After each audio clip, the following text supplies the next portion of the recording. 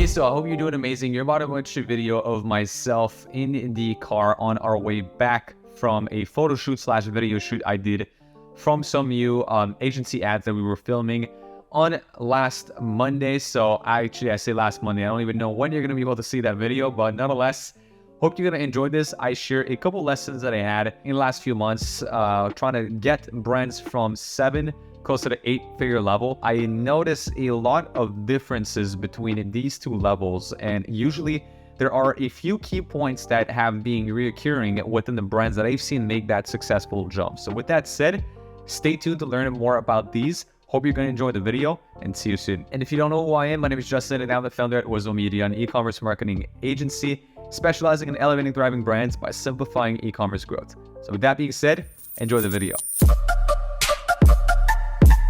All right, so Justin, I was looking at your new software, Huge. Can you say what problem are you solving with that? Yeah, so my partner and I have been figuring out that one of the biggest things that we kept losing time with either new clients or partners, actually a multiple 7-figure e-commerce brand owner, what he was wasting a lot of time on and what we've been wasting a lot of time on our side with our clients has been the research phase before you come up with a creative concept. So the thing is, a lot of brand owners and a lot of marketers have it wrong. They create simple ads, but it's not an actual concept. People keep throwing the word concept out there, but without understanding what it means. And there's basically no context given to why they're making an ad. And now once the ad works, or if it doesn't work, they just don't know why. And that leaves them unable to optimize or recreate success. And that's a very big problem, because at scale, you want to know why your ads are working, and especially from a fundamental level. And what I mean by that is the following 3 things, right? What are the desires or pain points of your audience? And which ones have you tapped into with your ad, and why did it work? Or maybe you can spot a pattern. This specific desire, used across many different ads, performs great, whereas this different desire performs much worse. Same thing with how aware your audience is, with specific techniques that you would usually find back into copywriting days that now are mandatory to create a good UGC script, as an example. So all of that to say that the problem that we solve is the fact that at scale, you waste time researching and constantly trying to analyze your creatives and understanding the backbone of all of it. So that tool helps you build out ad creatives that are fundamentally strong because of AI. And second of all, to track your creative performance so that you can replicate that success once you start increasing ad spend. Now, the new trend, it's with TikTok. Do you think nowadays Facebook ad is still relevant for all e-commerces? I definitely think it is, and I think TikTok was a bit of a smokescreen for a lot of brands. I've seen a lot of that on Twitter, and besides Twitter, I myself have made a video about this a few months ago, where I think that this is a very, very promising year for Facebook ads, because TikTok came out of the water, and out of nowhere, everybody saw TikTok as this kind of new shiny object and just hopped towards it. But us as an agency, many other agencies out there, and most brands that we've also been speaking to, still have the vast majority of their ad spend on Facebook. And if you look at the Northbeam report, with Northbeam is a tracking software, and they post every single week a report of where they see the ad spend being split across all of their brands. They've posted that literally it's like most of the ad spend for most brands still is, I think it's close to 70%, still is on Facebook. So Facebook is still super strong acquisition wise. And now they've made so many changes with their tracking. I kid you not, tracking is becoming much better back on Facebook. So much so that for some clients, sometimes it's becoming almost as equal as triple well. So they're improving tracking. They've also made tremendous changes in the last year, which has led to us using a lot more broad audiences, which prove that machine learning has also become better in their platform. All in all, there's also these talks about TikTok potentially being banned in the US. If that ever happens, this entire traffic will just swarm back towards Facebook and Instagram, where it originally came from. So with that said, I'm super bullish on Facebook for this year. And I still think that TikTok is a great platform to test on and to use. It's still a blue ocean market, but is it really at the same place as Facebook? Is this as good as the channel as Facebook is?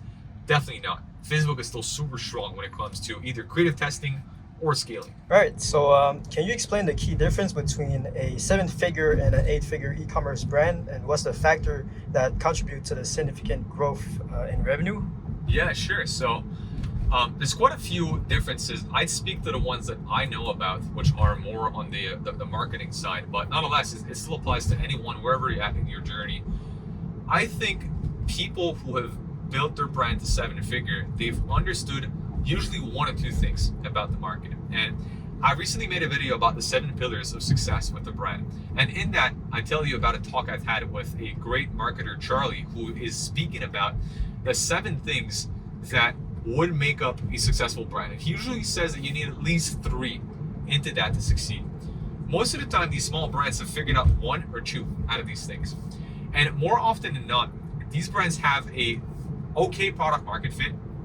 They understand the basics of marketing, because look, at some level, they would have had to market their product to get some sales. So with that said, usually where I see the lowest hanging fruit is in the understanding of their numbers. To me, this is the biggest one by far. A lot of the brands that we speak to have zero clue what their true numbers are. And that's like the unit economics level. Ask them exactly what are the cost of goods on every single one of their product. They don't know. They're going to tell you, oh, it varies. I don't know. It's going to depend. It's going to depend on the weeks, the months. They don't know. They don't know an average of it either. They don't know really the cost of shipping for every single product. They don't really know what exactly is their CAC target. They don't even know truly what CAC is. Or believe it or not, a lot of the people don't. They just think about ROAS. And ROAS is super large in a sense. ROAS is the sum of all of your ad spend and all of your ad attributed revenue kind of divided by one another. It's a ratio, but it doesn't give you a true insight between your profitability today, nor between your profitability in the long run. Because you don't know out of that ROAS how much is new customer ROAS, which technically is your CAC. You don't either know also what is your LTV, so CAC to LTV ratio, which basically means the acquisition you're doing today, for how long will it feed you? Will it only feed you for today? Because that's the biggest thing. A lot of these small brands that are at the low 7-figure level are only focused on AOV. They're trying to increase their cart value, and they're not really focusing on retention and increasing LTV of each of their customers.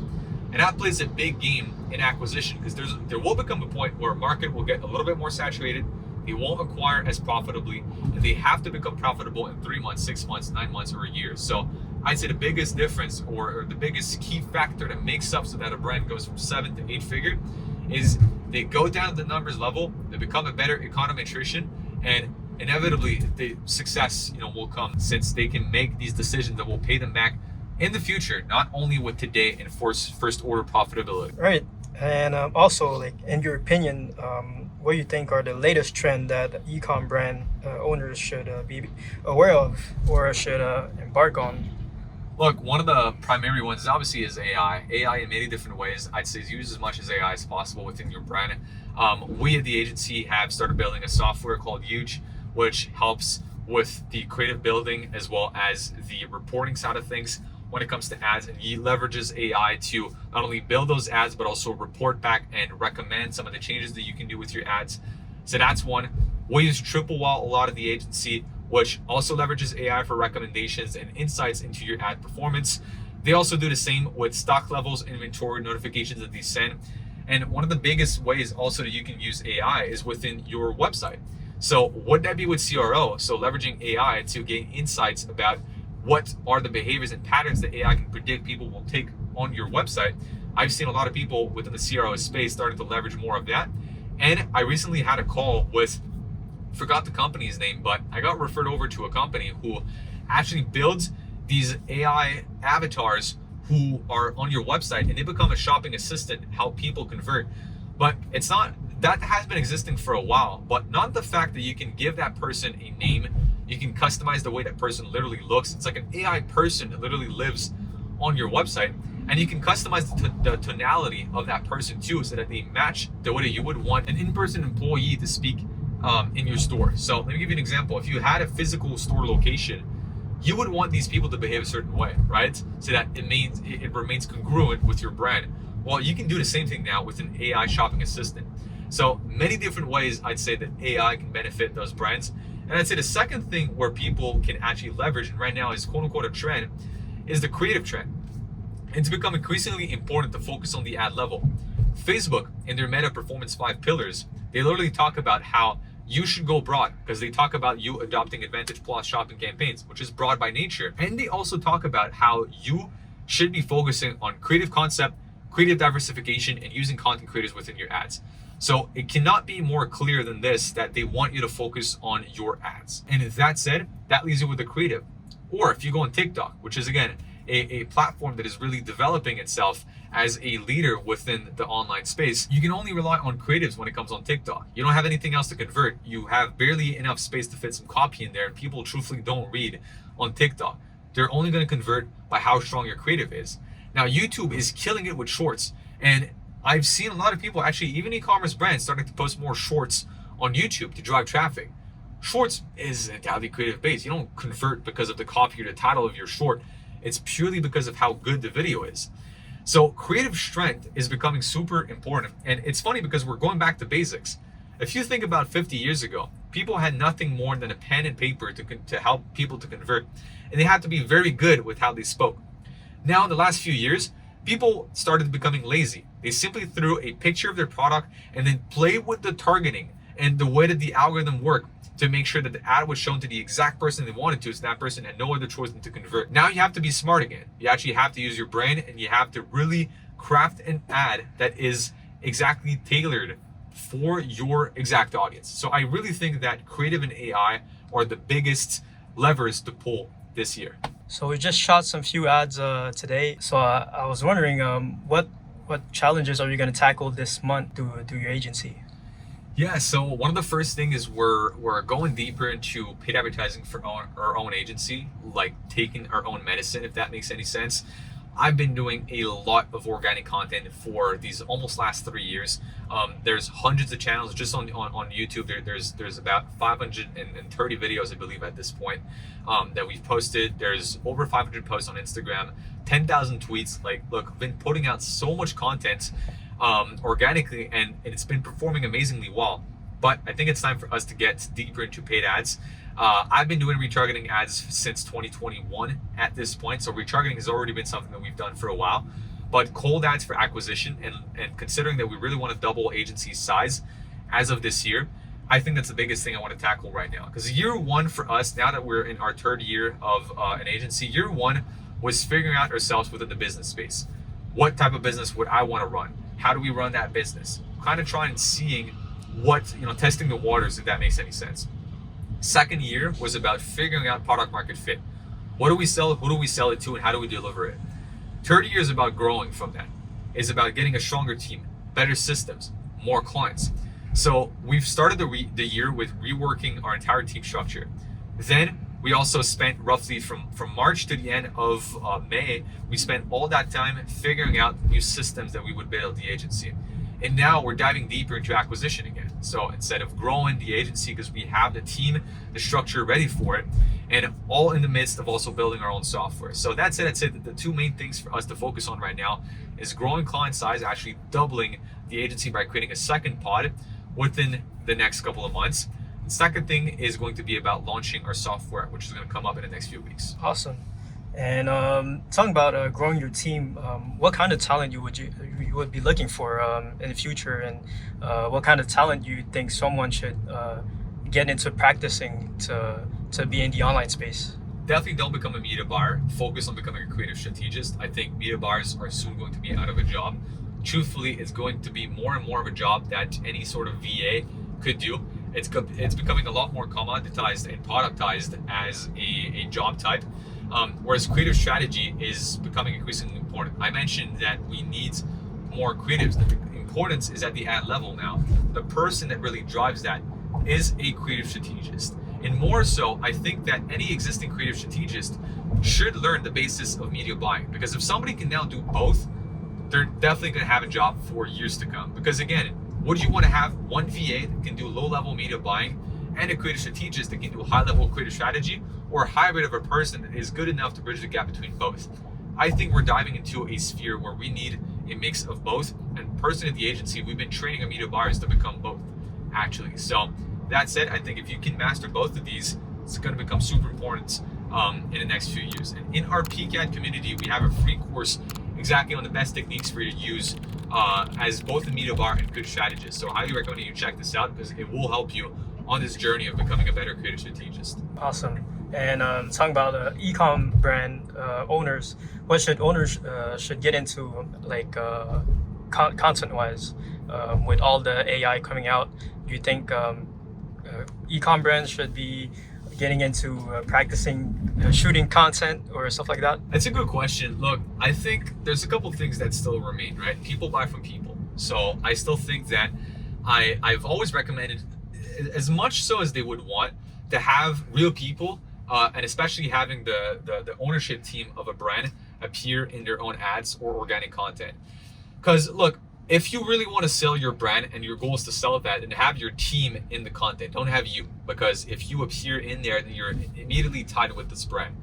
But nonetheless, like, that's why we've been doing a lot of UGC these last couple of years, because UGC has been big time in this AI boom. Because again, people connect with real people, and that's still something that I think we need to keep seeing.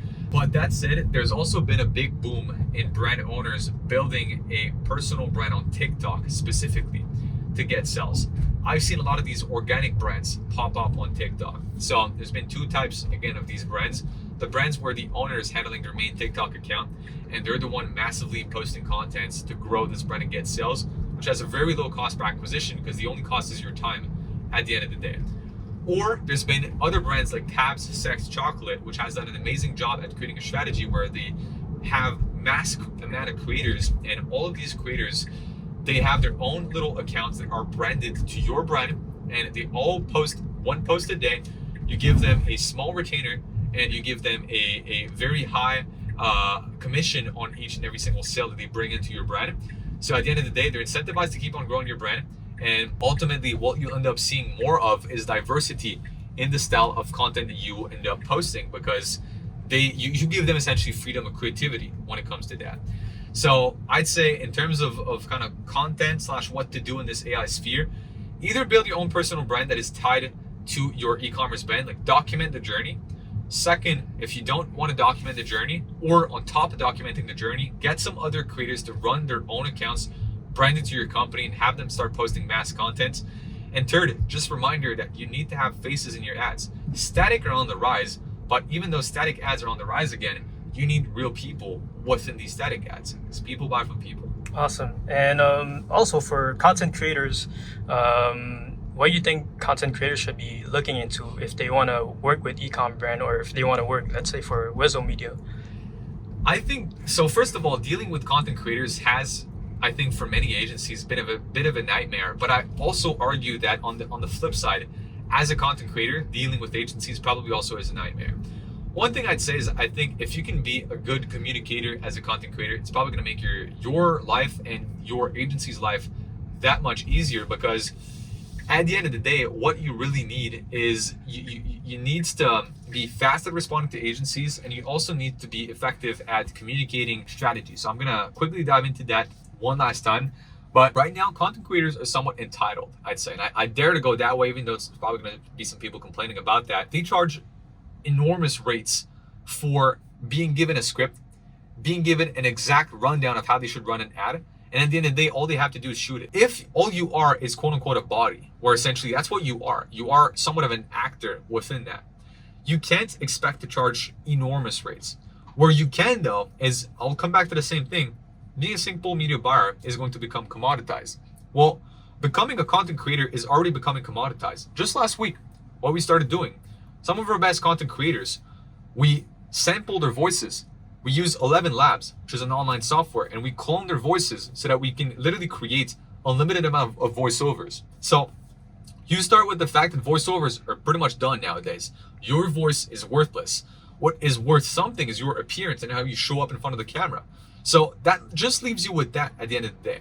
So if all you're doing is creating content, well, you don't really offer any value, nor to the brand, nor to the agency, because anybody who's smart and uses a tool like our huge AI tool, or who also uses 11 Labs, is going to be able to give you the entire script, give you even the voiceover, and all you have to do is show up on camera.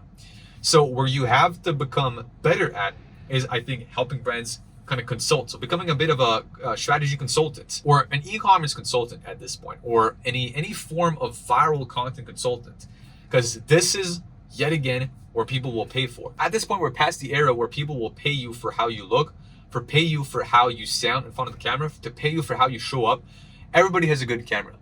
Everybody can speak in front of a camera comfortably, and most people show up good that are on platforms like Incense.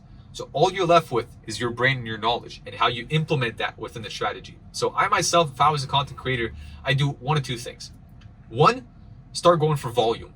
Build long-term lasting relationships with brands and have many different brands which I can just shoot content with on retainer. And that's a way for me to scale my time and myself. Second, if I also was a content creator, but I want something a little bit more, let's say instead of having volume, have shorter people with more impact, I learned creative strategy. So that's my advice for these content creators. Awesome. All right. Thank you, Justin. Thank you so much.